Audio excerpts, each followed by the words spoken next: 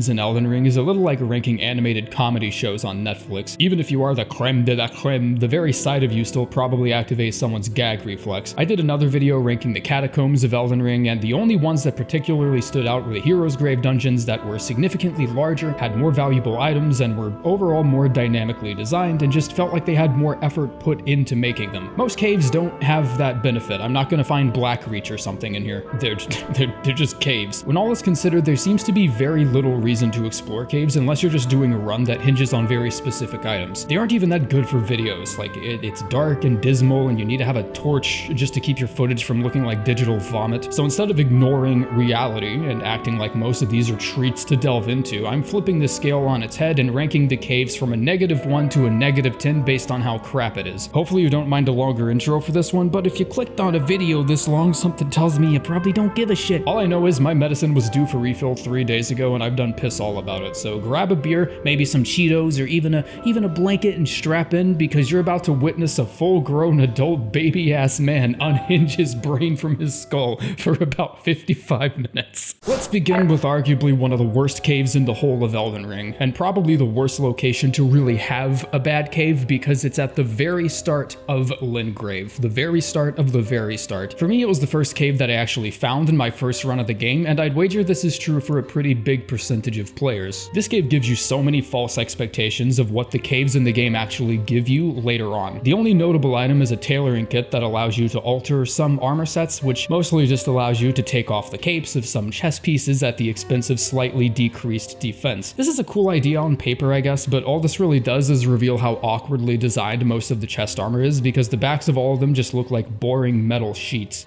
Except the Carian Knight armor. That one gets a pass. That one's pretty cool. Outside of that, just about all of the items found in this cave are crafting materials if you don't get lucky and loot something of slightly more value off of one of the little goblin shits. The only decent crafting material is a piece of string, which can be used for drawstring grease, roped pots, and it becomes extremely hard to find later on in the game for some reason. I know you can find the needle, which is critical for continuing Bach's quest. I love him very much. He is a very special boy, and I like him. I promise I do. I know it has a pathway that leads to the Dragon Communion Church, which is one of the most important locations if you're focusing on a specific build, and I guess that's the problem I have with it. I don't know why, but I just really took that as a bigger gesture than I think it was meant to be, because I spent the next 4 or 5 caves humping the walls looking for a secret passageway that connected the cave to an area more important, and just not finding it because it wasn't there, leading to this severely bitter taste of anticlimax that I felt in most other caves. Rusty, isn't that your fault for building a false expectation of what the games were meant to contribute to the game anyways? Yeah,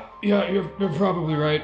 And let's be honest, if you weren't, you wouldn't listen anyway, so. The Groveside Cave is actually the first cave a lot of you probably discovered, because discovering it requires the simple action of walking forward from the start until you see it. This cave has wolves.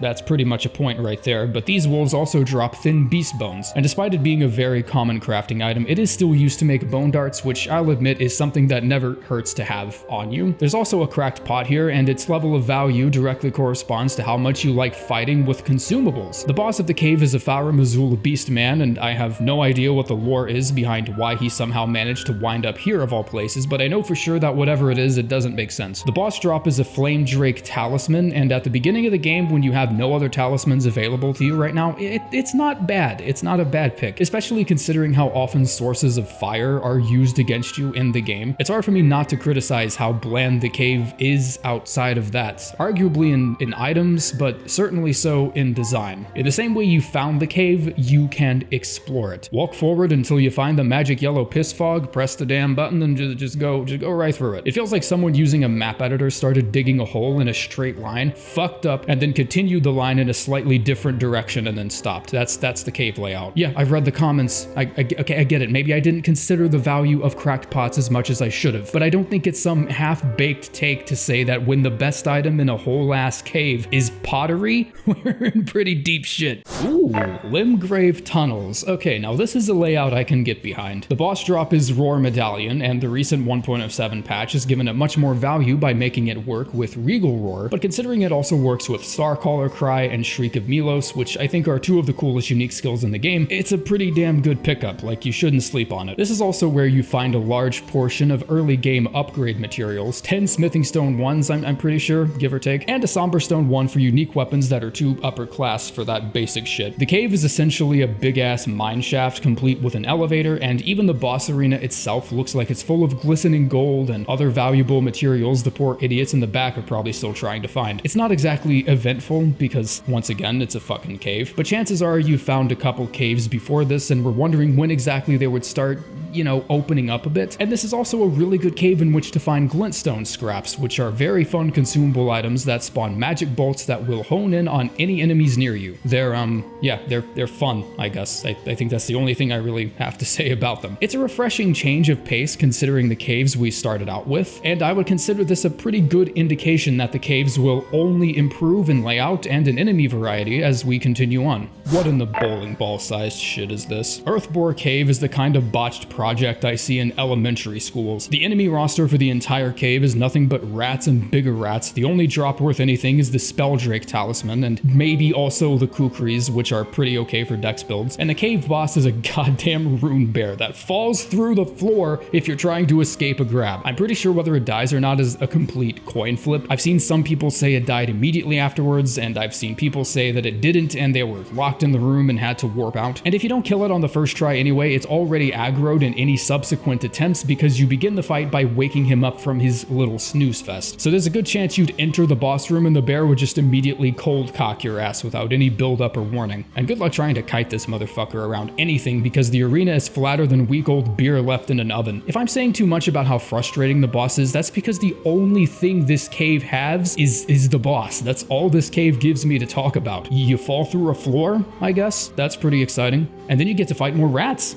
There's absolutely nothing to talk about in here. No enemy variety, no unique encounters or items, and the only things that stand out about it are completely worth forgetting. Jesus Christ, Earthbore sure is an apt description, because this cave is duller than the rocks you find in it. This one is, it's fine, I guess. There's definitely no shortage of crafting materials if you're interested in that. The enemy variety is nice enough with rot servants, slime piles, and Miranda sprouts, but the high enemy variety doesn't necessarily make those enemies interesting or enjoyable to fight. This cave is nice enough to give you some pre-made poison bone darts on the way through, and I guess the boss fight doesn't make me want to headbutt a table saw, but those aren't exactly compliments. You do get the Viridian Medallion, so that's a percentage-based increase to your stamina that is pretty significant if you're focusing on guard-related builds or using great shields, or if you just need that extra weapon swing in really specific situations. There's a cookbook in here that gives you the recipe for poison grease, which is convenient because the required ingredients have basically been dumped all over the cave, so lucky fucking you. It's a very fine cave with very fine items, and I'd make a joke about killing the Miranda boss blindfolded, but that doesn't even sound impressive. The boss is so dull and uneventful that I can't even exaggerate it. It's a button pressing simulator on a good day. It's not a downward spiral or anything. In fact, it's more like an infinite circular trajectory trapped in the same plane of mediocrity for all of existence. The Morne Tunnel is a cave with value that's carried entirely by the items found in it. The boss is literally just a side enemy that you can find all over the Weeping Peninsula, in around the same areas no less. The layout isn't anything new, another big ass mine shaft that looks cool and feels big, but that's really about it. But I don't give a shit about any of that because hey, look at this giant anchor I found. You thought Scarlet Rot killed you fast? Let's see how you deal with fucking tetanus. 3 somber stone ones and even more smithing stone ones, golden runes, stanching boluses, cracked crystals,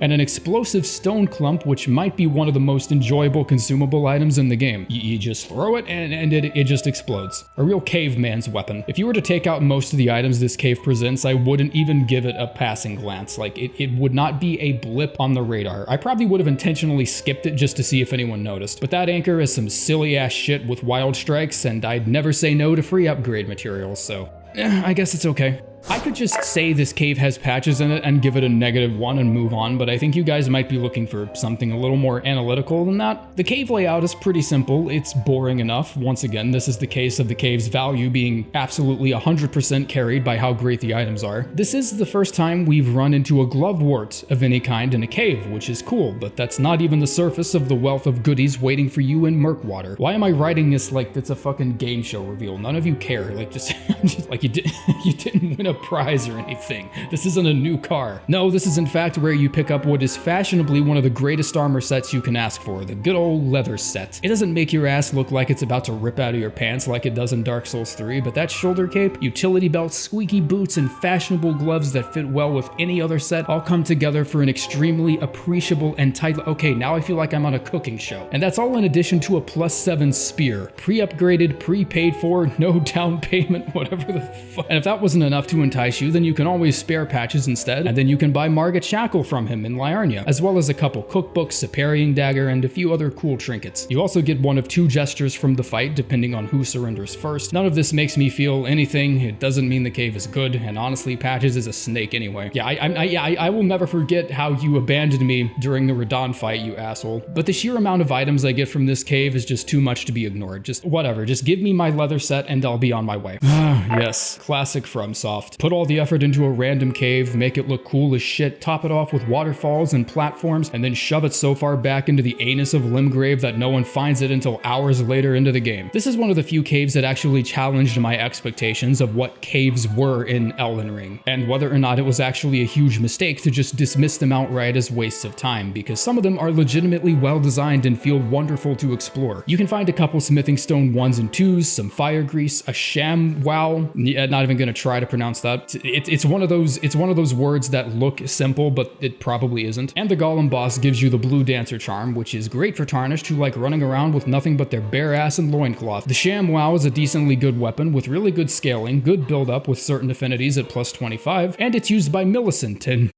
she, Anyways, this may be one of the only caves in the whole game where you can actually fall and die just because you legitimately weren't looking where you were going. Not just because you forgot to call the elevator back up or something. No, you have to be extremely careful crossing these platforms because it requires very precise jumps. And one mistake can easily have you falling to your death or aggroing some bat enemy you don't want to. I don't know, man. I just wasn't expecting to be having this much fun in a fucking cave. Okay, guys, when I said I wanted caves to have more dynamic design, I didn't mean turn it into a fucking floors lava simulator. Cave moss, and cave moss. You guys like moss? You'll never run out of it here. Crystal cave moss, budding cave moss, all at the discounted price of wasting your time. The Sage set is also here, and it's a set that I feel completely indifferent about, but someone might like it. All things considered, the items in this one they're okay, I guess. You do pick up the winged sword insignia as the boss drop from the Clean Rot Knight, which makes absolutely no sense to me, even though my understanding of the game's lore is about as much as a cat lady talking about quantum physics, but here the fuck I go anyway. Aren't winged sword talismans and the Sage set specifically related to the whole Millicent questline? So why the fuck is there poison everywhere instead of rot? And why is it here?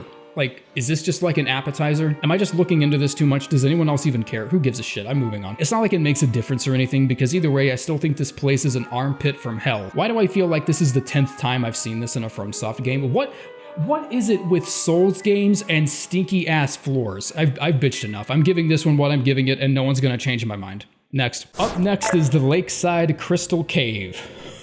Oh boy, this little waste of space does not deserve to be hidden this much. I'm pretty sure I went a full 3 playthroughs just not knowing this was a cave that even existed, and I feel nothing about it. It's got some okay items like the Spear Talisman and the Cerulean Amber Medallion, and the visuals are actually pretty interesting, but educate me on what kind of limp dick, boot-licking, insecure sadist-ass face puts a chest at the very beginning of the cave with a fucking arterial leaf in it. Someone was raised in a barn. With that aside, the layout is kind of fun to explore, but I only feel like that serves as a way to conceal the amount of actual value in the cave. The best item here is probably the Spear Talisman, which is really good in some niche situations. Smithing Stone 4s being a close second, but that's only because this is around the time where higher level smithing stones become a pretty common discovery, so not sure why they picked the Bloodhound Knights as the boss for this cave. I just don't know why they did it. They at least could have picked a late game enemy we haven't seen yet and let us live under the happy illusion that this game only has like 7 unique bosses or 9 or 15 or whatever that one video said. Anyway, my Adderall's wearing off and my head's emptier than shit, so enjoy this shorter than average paragraph. The Raya Lucaria Tunnel is the cave that's come to save you from your suitcase of +2 and 3 weapons that couldn't cut through a stick of butter. The obvious lure here is the Smithing Stone bell bearing that frees up 1s and 2s to be purchased at the round table, but there's also plenty of different upgrade materials you can loot from inside the cave. For whatever reason, smithing stone 3s and 7s are just,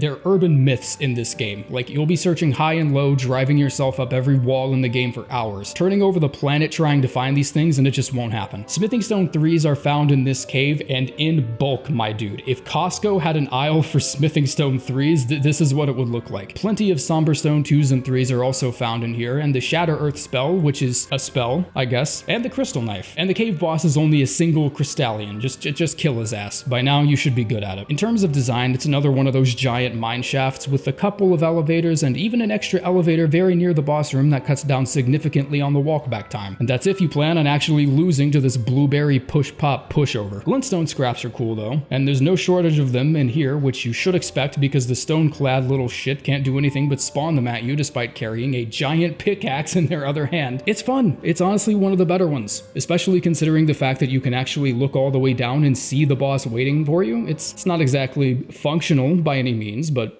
it's cool that you can do that. This one actually might be one of the cooler caves in my opinion. Not because there are any really good items in it, but because my perspective of caves has become so warped that I just didn't expect to find this much effort be put into one. The enemy variety isn't too good, it's ass. It's ass. It's basically just oops all sorcerers with a few meaty rats peppered in for taste. The large crystalline structures jutting from the ground are a really nice visual touch, and if you go in here without a torch, you'll just see these 3 ominous looking silhouettes just kind of standing in this cultish position just waiting for you. And I was genuinely creeped the hell out the first time I saw this. I mean, the illusion was kind of ruined as soon as I figured out they were just Burger King mascots, but it was a good moment that I appreciated. Something I much less appreciate is the subsequent duo fight against the Crystallians that trick you into thinking you're a genius just because you blocked the one guy's projectile spam with the 2 pillars in the smack fucking center of the arena, as if there was any other reason these things were here. You do get some badass sorceries in here like Crystal Release and Terra Magica, but the prettiest flower in the garden is unquestionably the Crystal Staff. It has stats that compete with the Regal Scepter, but with 12 less intelligence requirement, and it boosts Crystallian sorceries. All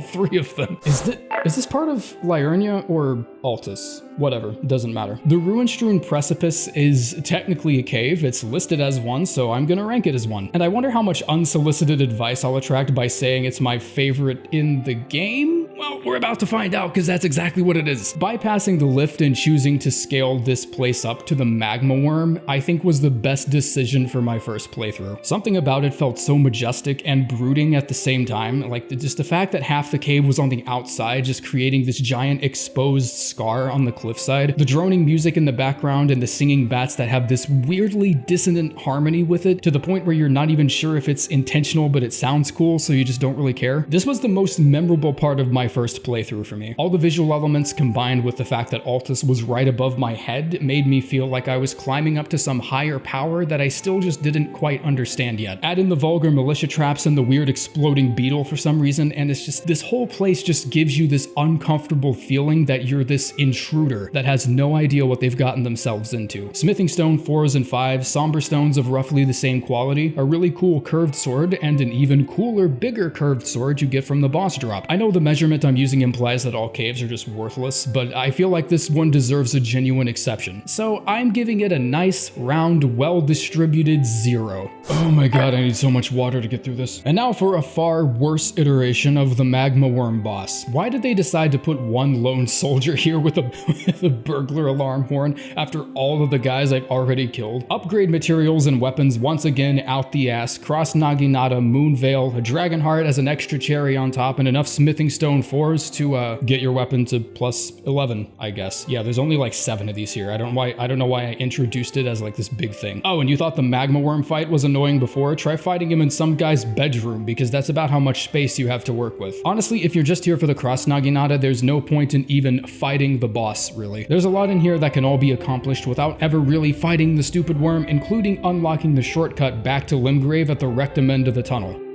Wait a minute, how How the fuck does Alexander even fit through the door?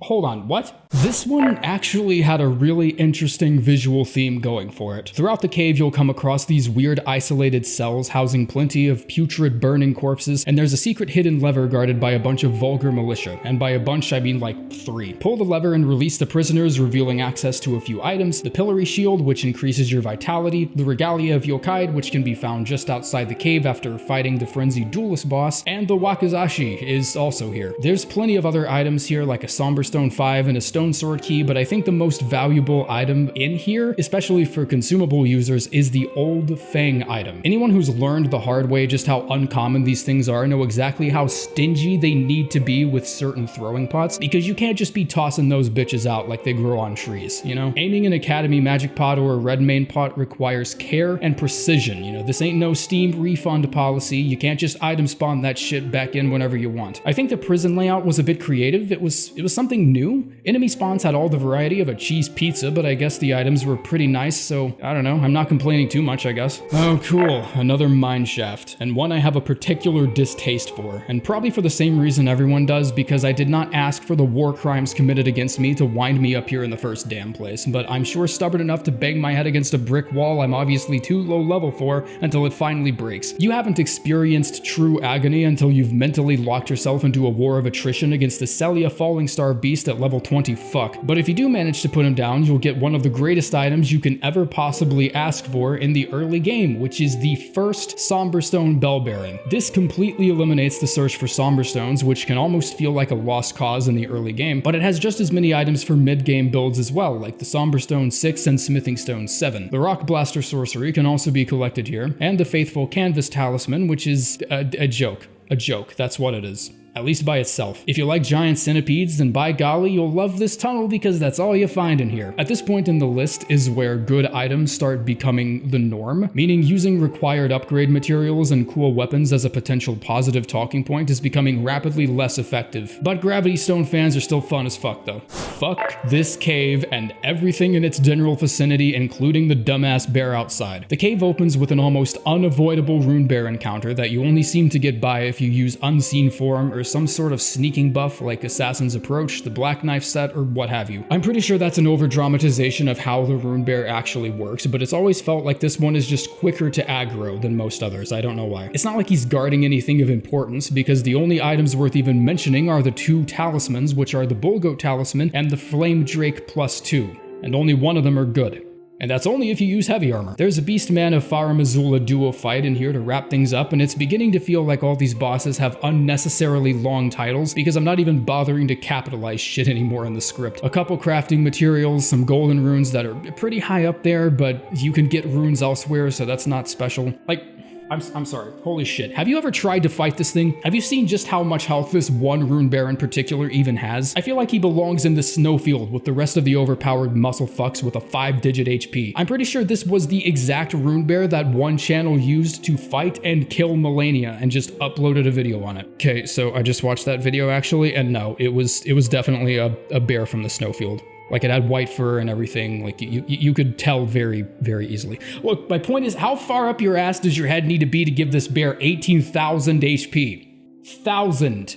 That's almost 2 Malekiths in Caelid. What the fuck? This next cave is essentially the masochist's version of the Stillwater Cave in not fucking Louisiana. Spell check, lie on you. Come on, pull your head out of your ass. It is everything I loathe about the Stillwater Cave, amplified to an embarrassing degree and compressed into a nice little package specifically designed to piss me off and ruin my day. The only major design change that separates it from any other cave is that Radon farted into its mouth and now the whole place is just covered in rot. One-way drop, unavoidable, good luck rolling, cauldron bubbling, lose all hope, scarlet fucking rot. The abandoned cave feels like a very unique space in the game that deliberately and maliciously tries to be bad. It takes bad to such an unequivocal, unprecedented level previously thought intangible by mankind and brings it right to our front door, forcing us to acknowledge its pitiful existence. It lives on a cursed plane of anti-success that can be compared to movies like The Room or video games like Plumbers Don't Wear Ties. It's so unpleasant that it challenges the very context of the sentiment and redefines the word bad as a spectacle to be enjoyed through shared suffering. It's the perfect blend of frustrating, repetitive, claustrophobic, and minimal return on your time investment. I pity the poor fool who has to live with their name being attached to the creation of this specific cave, and I dare them to feel proud of it in any meaningful way. Okay. Gonna be honest, this one's actually pretty goddamn cool. Once again, classic FromSoft putting one of their most visually impressive item-rich loot corners behind a fucking paywall. Not really, you just need the Sellian seal breaker. You pay with your sanity. This whole cave is basically made out of rock candy, which makes for a really nice change of visual pace. The platforming feels interesting, the items are really, really good, even considering that hog cock I was spewing before about items becoming more valuable as the caves progress, becoming a requirement, and Lucad is hiding out somewhere in the cave's butthole waiting to give you a legendary sorcery. Honestly, this is one of my favorites to explore. It has the added bonus of being a side quest location very late into Sellen's quest, so despite being hidden, air quotes, you are quite literally told of the cave's existence once you take the quest far enough. The only drawback to this cave, I think, are the breathing shit strips they decided to populate the cave with. This is the infamous Crystallian rotted trio fight that became equally hilarious after a recent nerf, and now you can sneeze on them and they'll fall over. Oh, and there's a revenant in here, I guess. That's cool. As far as enemy variety goes, it's nothing too shit encrusted, but it's well within smell range. A unique location feels like it should have some unique dudes. I'm not saying there should have been completely unique enemies exclusive to this cave.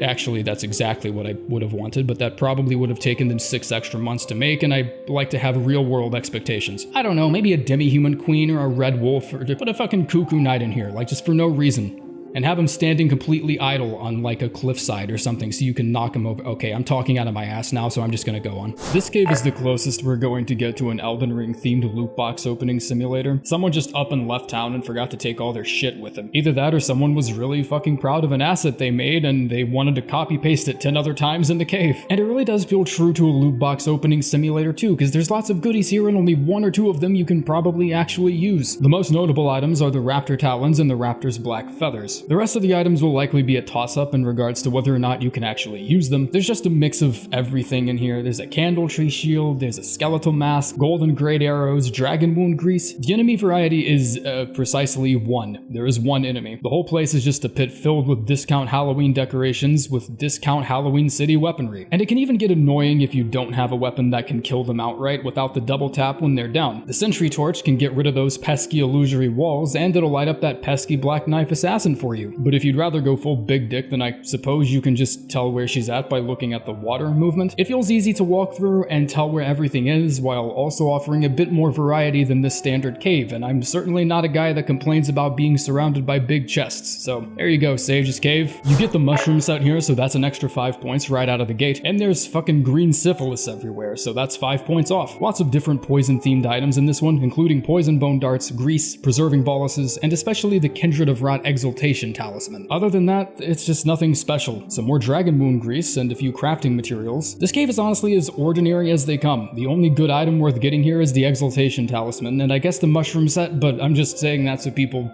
won't get mad, honestly. And that won't come easy if you can't handle entering a room a football field's length away from both Kindred bosses and getting sniped out of the gate. Honestly, locking a cave like this behind a stone sword paywall is the shakedown of the decade. Miranda sprouts, dumpster ton of rats, and those shitty little snotball casting rot servants. In its defense, the entire floor isn't made of green goop or anything, so it's not nearly as unforgiving as the abandoned cave, where it's pretty much impossible to avoid catching the flu from somewhere, but it becomes increasingly difficult to avoid the closer you get to the boss room. Also, there's apparently 1 soldier just near the cave entrance that's looking at a Mikola's lily or something, and if you remove it and then reset the crates, the poor clueless bastard will just be scratching his head looking for his little chrysanthemum. It's a detail I would appreciate a hell of a lot more if it wasn't crammed into some dipshit septic tunnel with 2 good items at most. A perfectly average cave with an insanely high asking price. Just this ain't it, Chief. Sorry. The Volcano Cave is yet another perfectly average cave, only this time without the steep EA patented asking price, so I'm at least willing to be a little more lenient in my judgment. Once again, it's got a couple items that are only barely worth your time, and everything else just isn't. This is Goblin Central up in this bitch, and I guess if you're lucky you can loot some of their weapons. The coil shield is kinda cool, the jar cannon is far and away the best item you can loot here, and at the expense of having to deal with one of the worst cases of lack of enemy variety a poor cynical dipshit like me could ever hope to write about. There's demi-humans. And more demi-humans. There are like 12 here, so I guess that means 6 whole humans? I have no idea. I'm fucking tired, dude. If you're not here for one of those 2 items, then I guess there's just some crafting materials you can always sweep up. Otherwise, this cave takes the standard straight horizontal line approach and just bends it a little bit in the middle like a bendy straw, and then they put some grass on the bottom to make it look more exciting. I'm not a fan. Now this is what in fact the talk I'm fucking about. Still has a bit of a steep price of 2 stone sword keys, but by now you should be picking these out of your cornflakes every morning. This is where you get your smithing stone 5s for the next big jump in upgrades, as well as a few somber stones all the way up to 6. There are a couple dragon cult knights that will make your salvaging a bit more difficult, but you start off with the high ground, so if you have a bow or a spell or pretty much anything with a bit of range on it, you can take them out no issue. Explosive stone clumps can be found on a corpse here, and I've already made clear my stance on that item and how ridiculously fun it is. The boss fight is barrels of fun, and by barrels of fun I mean barrels of gunpowder, and by barrels of gunpowder I mean the 50 fucking misplaced explosive barrels someone left on the floor that makes for a pretty entertainingly easy fight. You remember those conveniently placed explosive clumps you found earlier? Wow, sure would be a shame if 2 colossal weapons for the price of 1, making the cave a pretty notable stop on your way to 2-Shotville. It's like the old Altus Tunnel, but newer. Fresher, more user-friendly. Jesus of Nazareth, talk about claustrophobic. It's like shoving a cucumber through a garden hose. No way is that dude comfortable hanging up there, are you serious? Also, why do I have so much trouble making this one jump? You know that one thing you have trouble with in a game that absolutely no one else can relate to whatsoever? And you feel almost neglected in a way, like being starved of the commiseration part of you is just craving for some reason that's probably unhealthy? For me, that's this tree log right here, just without question. I'm always gonna eat shit at least once on this tree before I make it across. The cave boss is a pair of crystal chuckle fucks just put on Flame of the Red Manes or something and sneeze in their direction and kill them both in like 3 hits. I'm not even doing this for cheese. I just got so tired of fighting these and recording the same boss footage over and over again. Wonder what kinds of enemies I'm gonna find in here. That's right, tax collectors. I'll just say my piece and get this out of the way. There are 15 living jar shards in this cave. You know how many that is? If there were a jar shard for every month in the year, there would be 3 more of them than that. Holy shit, I'm gonna have to go back and rewrite this. The Perfumer set is cool. Save the fact that it makes you look like one of those billboard-wearing fuckazoids outside of a local pizza place advertising their new 2 for 10 deal or some shit. And the Omen Killer Cleaver, I'm sure is a great weapon, but it feels much more capable in the deft hands of my friend Rollo, so I'm gonna leave the stomping business to him. Seriously, I'm finding these baby rattle-looking fucks underneath my couch at this point. How many malformed Estelles are you gonna cram into these caves? This item is an Arteria leaf anyway, so unless you're interested in crafting or anything, just keep running. Just keep running. You like moss? Well, this is another mossy cave. A shitload of it in here, so that's pretty tight, man. Did you know you could actually see this cave from off a ravine in the Altus Tunnel? That's also pretty cool. I'm giving it a free point for that. That's what we in the art industry call detail. The sealed tunnel is a tunnel that's sealed by a bunch of shitty mages that thought they could keep intruders out with illusory walls. Has anyone actually sat down and thought about what a shitty ass system that would be? Imagine some intruder trying to get inside your home, and as soon as they try to force the door open, it just fucking disappears. Okay, let's focus. Focus on the cave. Hell's in here. Somber stone 5s and 6s and a smithing stone miner's bell 2.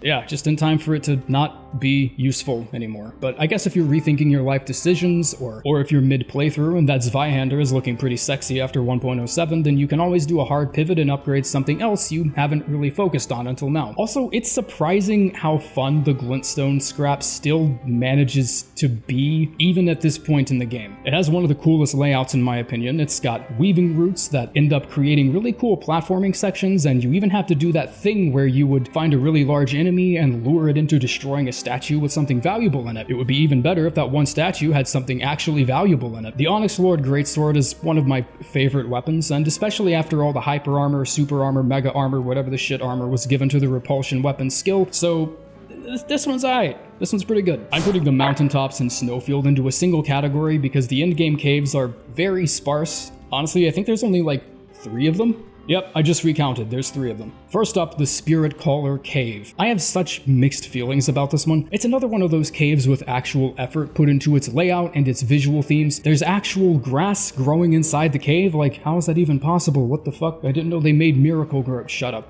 This joke isn't funny. Just move on. Spirit snails are constantly on your ass, summoning their level 6 cursed samurais with 2400 attack points or whatever. That's not a real Yu-Gi-Oh card. I made it up. But it's probably close to one that actually existed at some point. point. The items are actually good, like amazing. The boss drop is a Godskin Swaddling Cloth Talisman and the Black Flame Ritual Incantation. The White Reed Armor can also be found off the major path forward in the cave. You can get some freezing crease, at least a few end-game golden runes, and the enemy variety is actually decent. There are even enemies you absolutely would not find in caves whatsoever, but because they're being summoned into the fray by these weird spirit vessels, it actually feels like it makes sense in-game to see enemies that you normally wouldn't see here. And the boss fight is literally just a Godskin duo appetizer, where instead of fighting both of them at the same time, they just appear one after the other. And you can't outsmart the game in any way and actually find the damn snail before it summons in his little Danny Phantom ghost minion shits, because the game literally doesn't even spawn it in until you've already killed both Godskin enemies. Once you're done, I swear the snail just appears in like the middle of the arena, not even slightly hidden or inconspicuous, like he's trying to approach you and ask for forgiveness or some shit. Honestly, when I defeated the noble and I didn't see any item drop or anything, I was genuinely terrified for like a split second. I was expecting the fucking Godskin Archbishop to spawn on top of my head and just nuke the arena with some dumb incantation I've never seen before, but it was just a snail. Nope, just the snail. It's a great cave outside of all of that, but holy shit, that is one hell of a strike against it. Well, hope you weren't expecting any improvements or anything, because inside this cave, we've got goblins, and more goblins. I was actually questioning where most of these guys went during the endgame, because it was just an enemy type I hadn't really seen before. Well, I guess every single one of them just decided to hibernate inside this exact cave and wait for me there. It's a great cave if you like runes, confusing platforming, and not being able to see 3 feet in front of your fucking face. This is one of the few caves where a torch or a lantern or some kind of light is nigh required just to navigate it. Most cases you can get by as long as you're just squinting and maybe you have the brightness turned up a bit, but this one is just, it's just bad. A cave that's made of all ice is not one of those concepts that's doomed from the start. I like the fact that I can see through the floor I'm walking on and peer into parts of the cave that I'll eventually be exploring. I thought that was a really nice touch. Also, yeah, I slightly exaggerated how monotonous the enemy variety is. You also find jellyfish. Nice, fresh, pre-aggroed jellyfish that are more than willing to headbutt the shit out of you and shove you down that weird hole in the ground in a way that somehow keeps you on a trajectory that misses every platform on the way down and kills you instantly. The boss drop is the Golden Order Greatsword, which is the weapon that gives that one Leonine misbegotten exactly one new attack, and it's just impossible to avoid this the first time you see it. It has so many different fake outs. The initial shockwave followed by him whipping the sword over his head like he's trying to signal traffic, only for the actual swing to fart forth a giant golden shockwave that does end-game damage. The visual theme is really the only standout thing about this cave, and that's even considering the greatsword drop you get, because your only options at this point in the playthrough are Haligtree and Farum Azula that leads to the major endgame, and holy damage is not something you want to be carrying into either of those areas. That's the sound of me blowing on my noodles because you're too fucking hot. That's also the sound of this cave blowing ass. The Yelough Anix Tunnel is another ice-themed cave disguising itself as a mine shaft. The boss door is guarded by another gravity edgelord that drops nothing. Absolutely nothing. Just some more runes. Honestly, I'm just gonna skip to the boss because that's the only notable thing about this area. And it's another goddamn Estelle. It's a second Estelle. I've already made perfectly clear why this pisses me off and why this shines some attention on one of the game's most crippling drawbacks, at least in terms of boss variety and mystery. I don't care what the lore explanation is, and I'm sure you don't either. I'm tired of seeing people pretend they care about the reason why this guy's here. I can accept the in-game reason why he's here and still think it's bullshit. Those two stances are not mutually exclusive. Unless you're after this specific item drop, which admittedly is a pretty badass sorcery, I just skipped this one. Maybe that's why I've been so pissed off at this fight since the beginning of the game. The only item this version of Estelle gives you is a sorcery that literally would have made more sense if you got it from the Natural Born Remembrance. You see the Natural Born version use this exact sorcery, and the game has already built up the expectation of receiving these cool-ass powers and skills and abilities that reflect very similarly how those same powerful enemies use them against you. I would have rather just gotten Waves of Darkness as a drop for Stars of Darkness, because at least the names are similar. Why couldn't you just replace that dumb baby rattle and slap it on one of the malformed stars or something? And yeah, Waves is probably one of the top 3 ashes in the game now, and it's all thanks to my dumbass. I make a comment about how Waves of Darkness is broken before 4.05 gets patched. Talk about Regal Roar not working with the Roar Medallion gets patched. Talk about armament incantations being objectively weaker than just using grease gets patched. I'm not saying this isn't some random string of coincidence. That's exactly what I'm saying, you fucking Looney Tune. I did that shit. You're welcome, by the way.